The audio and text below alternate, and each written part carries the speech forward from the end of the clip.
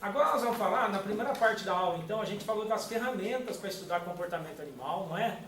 Nós falamos, então, de tomar cuidado com a confiabilidade das observações, como é que a gente aumenta a confiabilidade, que a gente trabalhando direitinho, estudando, lendo bastante sobre o objeto que a gente vai trabalhar, a gente conversando muito com o parceiro, fazendo observações simultâneas, aumentando a confiabilidade. A gente não usar roupas, cheiros, barulhos que perturbam o animal que você está observando. Você não ir trabalhar com necessidades fisiológicas insatisfeitas. Você não ir trabalhar num horário de trabalho, num horário de estudo que você não gosta, que você não tem afinidade, que você se sente cansado. Você não trabalhar com um animal com o qual você tem medo, você tem asco, você tem alguma aversão a esse animal. Então não adianta trabalhar com limitações pessoais, né? E a gente viu os métodos, né? Vimos a amostragem de todas as ocorrências, a amostragem de sequências, né, fotografias instantâneas ou snapshots, e vimos o animal focal. E agora eu vou explicar para vocês o que é um etograma ou repertório comportamental. Gente, essa é uma ferramenta que foi deixada de lado durante muito tempo dentro da etologia. Tem muita gente que não faz, que acha que é uma ferramenta boba. Eu acho ela uma ferramenta muito boa, especialmente para quem está começando um trabalho de comportamento animal. Ela é uma ferramenta utilíssima, porque pensa bem, se eu vou trabalhar com um animal que eu ainda não conheço, que eu ainda não tenho afinidade, né? Eu preciso primeiro conhecer as partes do corpo desse animal. Eu tenho que saber a nomenclatura, eu tenho que saber o nome das partes do corpo desse animal. Por exemplo, a Karina queria trabalhar com formiga. Karina, o que é o gáster de uma formiga? A gente não sabe, não é? É o bumbum dela, o final do abdômen. Eu preciso saber. O outro quer trabalhar com sapinho. Aí eu falo, o que é um artelho, Fernando? Não sabe. É os dedinhos do sapo, não é? Então, cada bicho que a gente vai trabalhar tem partes especiais, que tem nomes especiais, que a gente tem que saber, para a gente poder trabalhar. Outra coisa que a gente tem que saber sobre o animal são as limitações do animal. Tem animal que tem limitação de locomoção, tem animal que tem limitação de som, tem animal que tem limitação de cheiro. Ah, vou fazer um experimento de cheiro com passarinho. Todo mundo fala que passarinho não sente muito cheiro. Então, será que faz sentido? Será que não faz sentido eu fazer um experimento com essa natureza? Que tipo de trabalho que eu tenho que ler para eu ter um melhor entendimento sobre isso? Não é? Então, o etograma, ou repertório comportamental, nos dá muitas ferramentas para a gente entender o animal que a gente está trabalhando. Eu já vi muitos estudos fantásticos, estudos publicados em revistas como Ethology, Animal Behavior, Journal of Ethology, Behavior Ecology and Sociobiology, Sociobiology, que começaram a partir de etogramas, de repertórios comportamentais. Por exemplo, todo aquele monte de trabalhos que eu tenho publicado com o Everton sobre pseudoscorpiões, todos eles nasceram da gente começar a trabalhar com o etograma, tentar entender o comportamento do pseudoscorpião, fazer observação naturalística, ver o que ele faz, o que ele deixa de fazer, anotar, até a gente começar a observar coisas estranhas, coisas peculiares. Veja só, o primeiro trabalho que a gente fez, a gente estava lá observando o comportamento do pseudoscorpião e nós vimos a fêmea do pseudoscorpião pegar e fazer o seguinte, ela tem assim um ninhozinho de seda que ela faz, com os filhotinhos lá dentro, com as ninfinhas lá dentro. Aí ela passou, Fernando, uns dias com fome. O Everton esqueceu de alimentar, ficou lá uma semana com fome. Quando ele chegou, antes dele pôr comida, ele notou uma coisa estranha. Começou a fazer uma amostragem de todas as sequências, um ad libitum sensu, começou a observar o comportamento. A fêmea rompeu o casulo de seda, saiu para fora do casulo de seda, fez assim, ó, parou, deu uma dançadinha para lá, uma dançadinha para cá, ergueu os quelípodos e bateu. E parou assim, né? Aí você fala, nossa, agora vai dançar um rock, vai fazer alguma coisa. Não. As ninfinhas saíram de dentro do casulo de seda, rodearam a mãe e, de repente, pum, atacaram a mãe e comeram a mãe. E a mãe se permitiu comer. Ah, olha, uma observação que ele estava fazendo um etograma, resolveu fazer um ad libitum sensu, observou isso. fizemos uma série de experimentos, passamos a observar aquilo, passamos a deixar as fêmeas isoladas e sem comida. O que nós notamos? Aquilo ali era uma coisa chamada de matrifagia, quando a mãe se entrega de comida para os filhos. Depois nós fizemos uma série de outros trabalhos, experimentos, publicamos até em revista grande, né? E, quando eu falo revista grande para vocês, é Behavior Ecology, por exemplo, Journal of Ethology, tá? O que o Everton mostrou em Sex Socio, o que a gente mostrou? Que quando a mãe se entrega de comida para os filhos, numa situação de starvation, né, que eles estão com fome, eles comem a mãe, aí não tem canibalismo entre eles não fazem canibalismo entre eles, e eles montam um grupo que passa a ter caça social. Eles passam a ser cooperativos e montam o embrião de uma nova colônia, atuando juntos. Olha que fantástico! Quando a gente tira a mãe, não deixa eles comerem a mãe, eles se atacam e fazem canibalismo entre eles. Olha que loucura! Então a gente apontou a matrifagia como um dos passos importantes para o desenvolvimento da socialidade entre seu escorpião. Doido, né, gente? Não é? Doido demais. E fazendo o quê? Um trabalho de repertório comportamental de etograma. Vamos ver outros que nasceram aqui na disciplina para vocês verem. Ó, esse trabalho eu gosto de mostrar, porque é um dos primeiros que a gente fez com etograma. Olha a data desse trabalho, é de 2004, que ele foi publicado. Mas a gente começou a fazer ele em 2001, 2002, com os alunos aqui de graduação, 2 colegas de vocês. O Wilton Pereira e o Abner Elpino Campos, junto comigo, e um colega, né, que estava no Museu de História Natural da Unicamp, o Glauco Machado, que hoje é professor da USP, e que trabalha também com aracnídeos. O que acontece? Tinha que fazer o trabalho da disciplina. Aí, para fazer o trabalho da disciplina, formou a dupla, que nem eu pedi para vocês formarem, o Wilton e o Abner. O Wilton, ele trabalhava à noite em farmácia. Ele era gerente de uma farmácia aqui num shopping de Campinas, de Uberlândia, e ficava a noite inteira lá no shopping trabalhando na farmácia. Então ele e o Abner pensaram o seguinte, olha, o Abner também, além de fazer a faculdade aqui, ele mexia muito com música, trabalhava no conservatório musical, hoje ele é maestro de uma orquestra luterana no Rio Grande do Sul. Olha que bacana, né? E aí o Abner e o Wilton falaram assim, o melhor horário para a gente trabalhar é à noite, professor. E a gente queria fazer uma coisa no seu laboratório depois. Vamos ver o que a gente vai fazer. Saímos andando aqui pelo campus, fomos atrás da biologia. Lá atrás da biologia, a gente ergueu umas pedras. Olha, procurando alguma coisa para trabalhar. Falei assim, vamos procurar aqui, vamos ver se tem uma aranha embaixo dessas pedras, vamos ver se tem uma coisa interessante. Bicho noturno gosta de ficar embaixo de pedra, dentro de casca de árvore, vamos ver. Erguemos umas pedras lá, fuçamos no foliço, achamos embaixo de uma pedra um monte de opiliões. Sabe o que é opilião? É aquela aranha fedida, aranha voodoo, né? Aquele negócio lá, né? Que ela tem uma glândula de mau cheiro. Encontramos 2 espécies juntas. 2 espécies diferentes, a ilhaia e um outro, né? o Discocyrtus oliverioi. 2 espécies diferentes, embaixo da mesma pedra, parece que vivendo em conjunto, vivendo em grupo. E a gente viu macho, viu fêmea, vimos ovinhos no chão. Falei para eles, está aí. Um vai trabalhar com o Discocyrtus, o outro vai trabalhar com a ilhaia. Vocês vão fazer 2 trabalhos. Vamos pedir ajuda para alguém que entende de opinião. Sei de um colega, o professor Galco, que trabalha com opinião, vamos escrever para ele, se ele quer nos dar algumas ideias, trabalhar junto com a gente. Nós temos que ser cooperativos, né?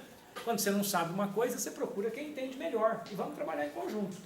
Entramos em contato, tivemos algumas ideias, eles montaram terrários de aquário para observar os opiniões. O Abner na casa dele e o Wilton na farmácia, né? Farmácia à noite não entra quase ninguém pela madrugada, mas o moço não pode dormir, ele tem que ficar acordado. Então fica com a luz em penumbra assim, ele botou uma luzinha vermelha lá e ficava olhando os opiniões. E o Abner fazendo isso na casa dele, de fim de semana observavam juntos para comungar as observações. Professor, o que nós vamos fazer? Vamos começar observando repertório comportamental, tentar entender o que o bicho faz, o que deixa de fazer. Então marcamos os bichinhos, né? E olha, publicaram o trabalho, Journal of Arachnology. no Jornal das Aranhas. Coleguinha de vocês aí, entendeu? Então, professor, eu posso? Yes, we can, né? Nós podemos, não é isso? Tem que poder, tem que conseguir. Quem quer, gente, consegue. Basta correr atrás, basta trabalhar, basta fazer direitinho, basta persistir que consegue. Aí você terminar a graduação com um paper publicado, não é? Já é uma coisinha bacana. Olha lá, aqui está o etograma. Nossa, que tosse que não me larga, sai desse corpo que não te pertence. Aí o negócio é o seguinte, o repertório comportamental do opinião, tá? Muito bem. Então o nosso amigo Fernando, se precisar, dá o foquinho ali pra gente, né?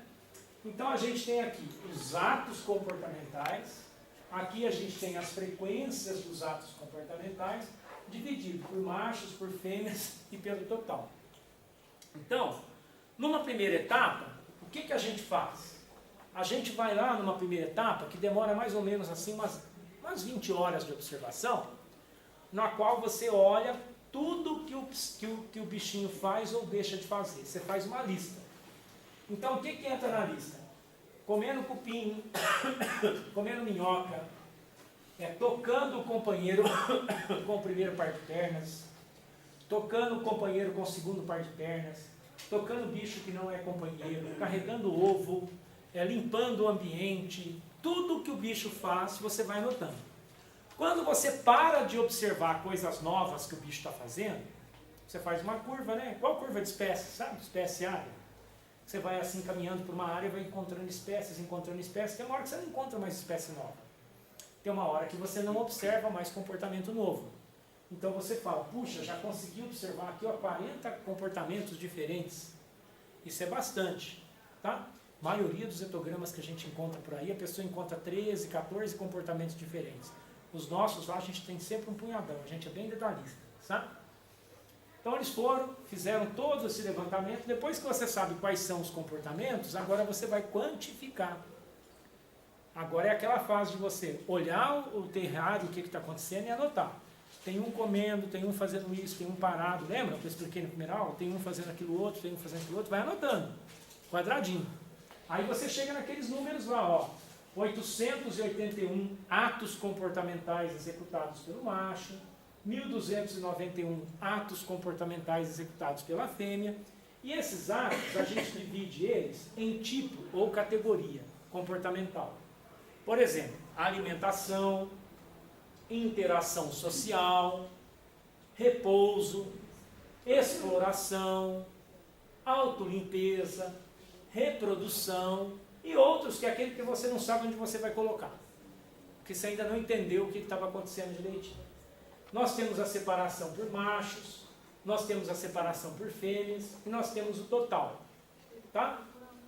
Então a gente vê aqui os números que a gente vai observando e eles têm que ser transformados em percentuais, numa percentagem de 100%. Então você vê aqui, ó, todos os comportamentos que ele vai fazer divididos. Depois, nós ainda podemos fazer figuras gráficas a partir disso, para a gente entender melhor o que está acontecendo com cada categoria. Então, aqui em preto os machos, em branco as fêmeas, está vendo? Aí você vê que, por exemplo, ó, eles têm um certo equilíbrio nos atos comportamentais, tá certo? E aqui tem um desequilíbrio, ó. Machos têm muito mais interações sociais do que as fêmeas. As fêmeas ficam mais ali, paradinhas, tomando conta do que, ó? Da reprodução, todinha por fêmeas. A fêmea fica muito tempo, então, cuidando dos ovos, cuidando das ninfas que nascem, dos filhotinhos. Fica ali cuidando dos ovos, oferecendo um comportamento maternal. Enquanto isso, o macho tem mais interações sociais, ele anda pela periferia, ele contata as outras espécies, o macho das outras espécies, toca elas. Entenderam?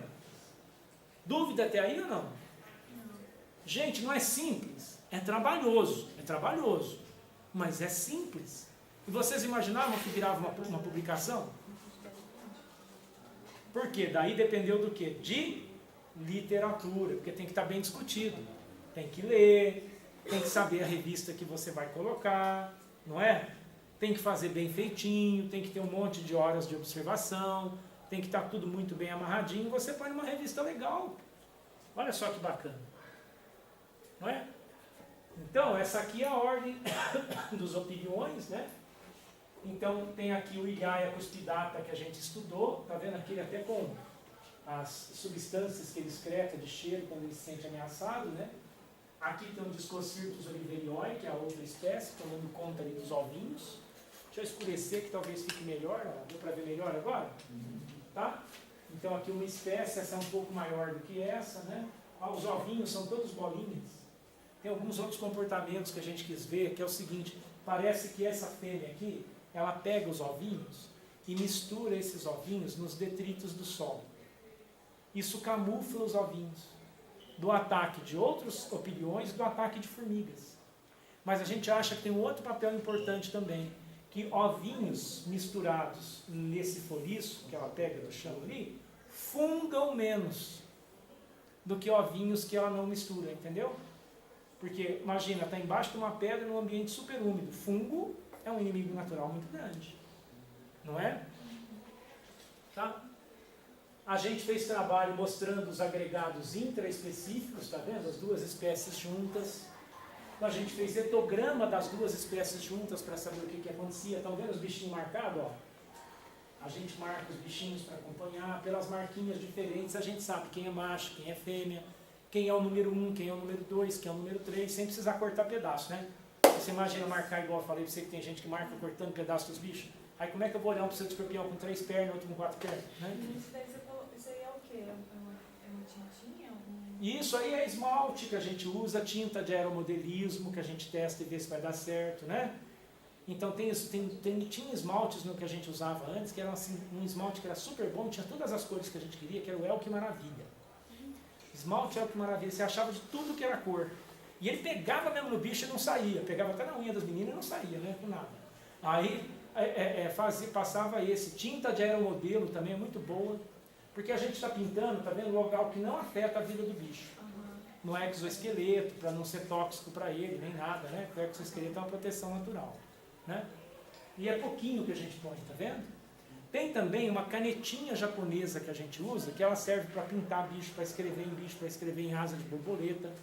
Essa é mais difícil da gente importar.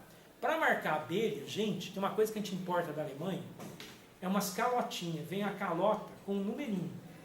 Vem um número numa calota. Aí você tem um êmbolo, igual de uma seringa. Você põe a abelha lá dentro, pressiona a abelha, ela fica presinha.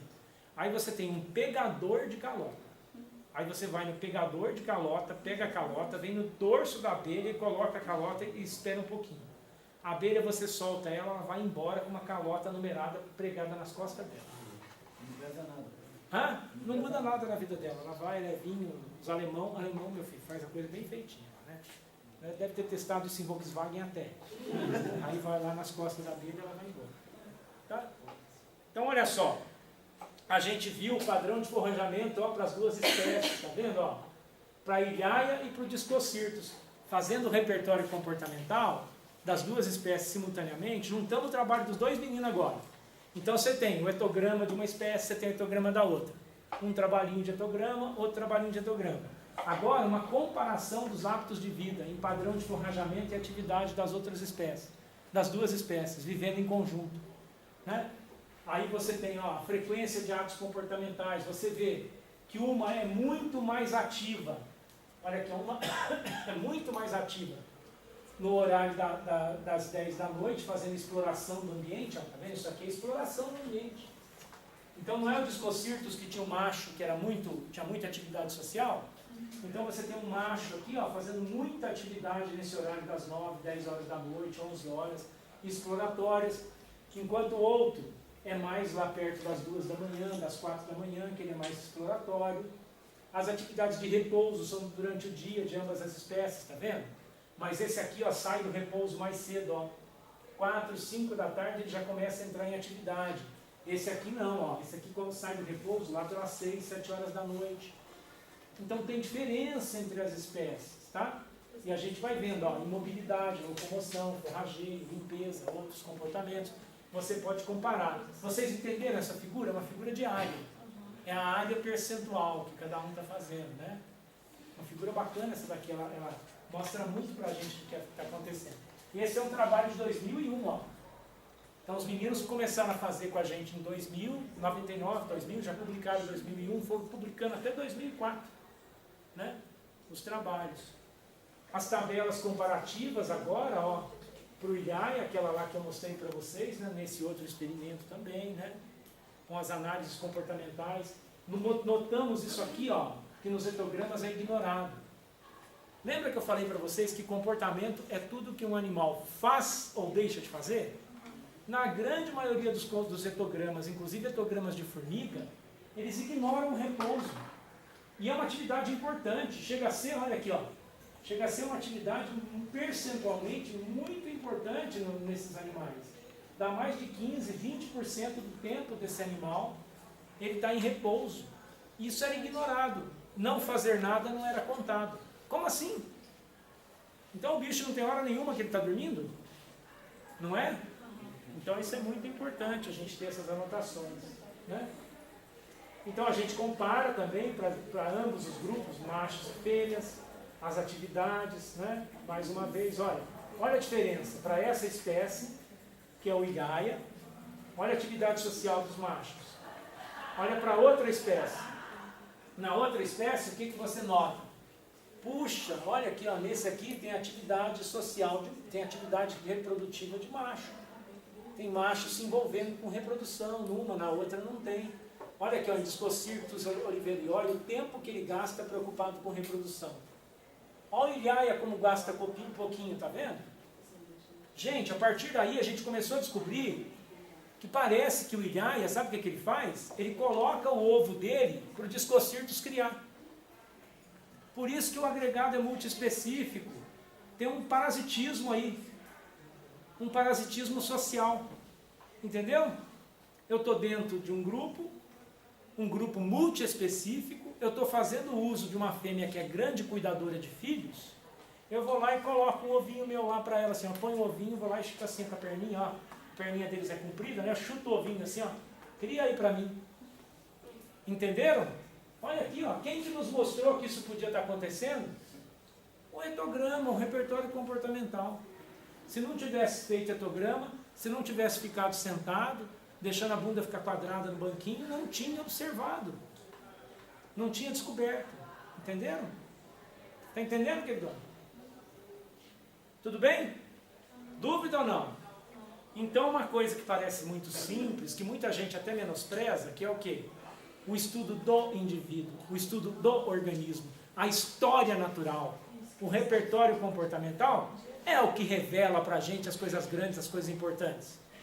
Vocês acham que eu vou descobrir coisa importante sobre uma espécie, indo para o campo e matando 1.500 borboletas, matando 1.700 libélulas? Não, isso aí é você devastar a natureza do meu ponto de vista. Sabe? Você tem que sentar, observar o que está acontecendo, o que os bichos estão fazendo, deixando de fazer. Eu posso saber, por exemplo, até levantamento de espécie numa determinada área, eu posso fazer isso sem matar tanto bicho assim. Por comparação, por tabela, por fotografia, aprendendo taxonomia de verdade, coleto o bicho, olho quem é, anoto e solto. Não é? Então a gente tem que ser mais racional no que a gente faz. Olha lá, que bacana, né? Então etogramas ou repertórios comportamentais revelam para a gente a história natural dos comportamentos exibidos por um animal. Tá? E aí nos dão muita dica do que a gente vai estudar, o que a gente vai fazer. Dúvidas? Não? Uma luz, na verdade. É. E te veio o quê? Uma luz. Ah, deu uma luz? Ah, que bom, né? E aí a semana que vem, vamos conversar agora sobre o projeto de novo, sobre aula, e a semana que vem, campo. Uhum. Só para lembrar, antes de você desligar aí, meu cinegrafista, né, o doutor Fernando, né? Campo, lembre-se, roupa de campo. Tênis ou bota, fechado, calça jeans até embaixo, uma meia mais comprida, que você pode inclusive pôr a calça jeans por dentro. Quem tiver perneira, pode pôr uma perneira. Não vou fazer vocês entrarem em matão, para não ter risco, que começou a chover, né? As jararacas estão aí, as cascavel estão aí, né?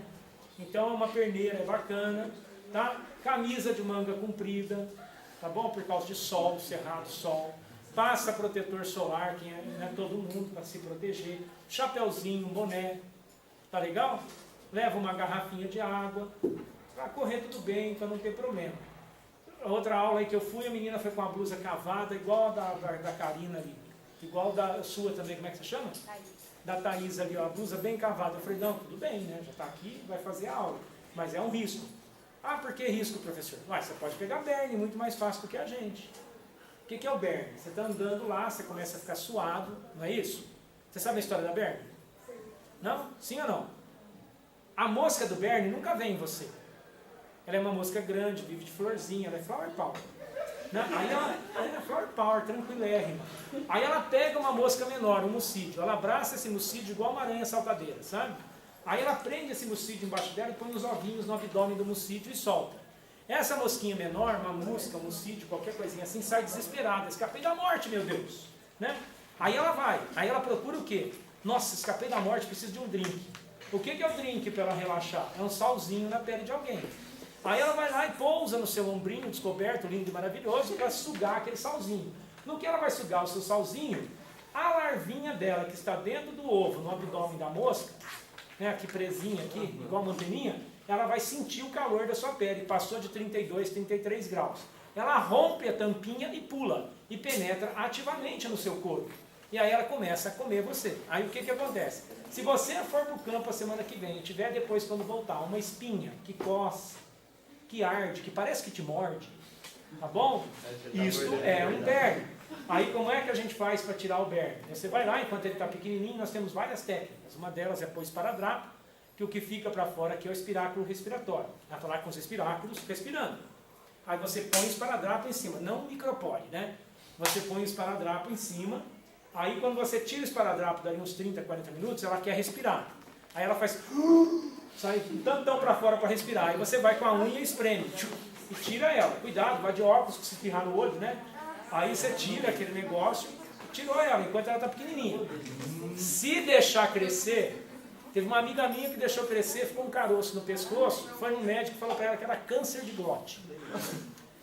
Aí o esparadrapo dela, todo mundo com dó dela, o esparadrapo dela estava na cantina lá da biologia, que a gente caiu, o esparadrapo, a gente olhou, caímos na gargalhada, né? Estão rindo da minha desgraça, estão rindo do meu câncer, né? Estão rindo do idiota do seu médico, que isso aí é um berne. E está perigoso pelo tamanho que ele está. Aí naquela época a farmácia podia fazer tudo. Levamos lá na farmácia, o cara deu um ponto aqui, tirou a berne, deu antibiótico para ela, costurou, ela foi no hospital querendo matar o desgraçado médico. Né? Imagina o nervoso que a menina passou. Né? Então, outro jeito que tem é aquele povo que põe toicinho em cima, sabe?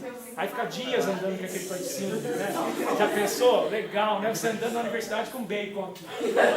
O que é isso? Moda nova. Tá bom? Então, ó, a gente tem que se proteger. Então você passa o creminho, elas não gostam do cheiro do creminho.